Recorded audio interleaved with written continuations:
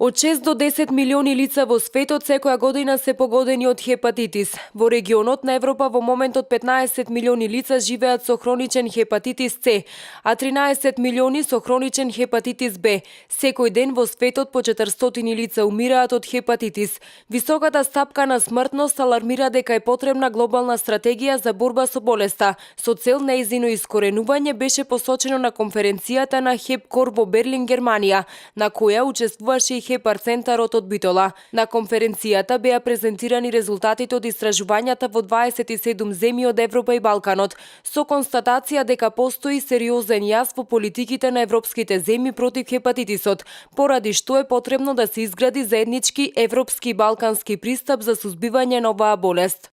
Најновата студија за жал покажа голема јас во донесувањето на одлуки од политичка страна и имплементација на самите подписнички држави на декларацијата за елиминација на хепатитот во Женева оваа година, каде што 194 земји подпишаја елиминација на хепатитот. Студијата тука покажа дека се појави тој јас и дека е потребна поголема ангажираност на самите држави во однос на оваа проблематика, за да не дојде до поголема трансмисија. Бидејќи во 21 век, каде што имаме толку современа терапија која е многу добра и за само 3 месеци овозможува елиминирање на овој вирус, таа терапија се уште не е доволно застапена во европските земји.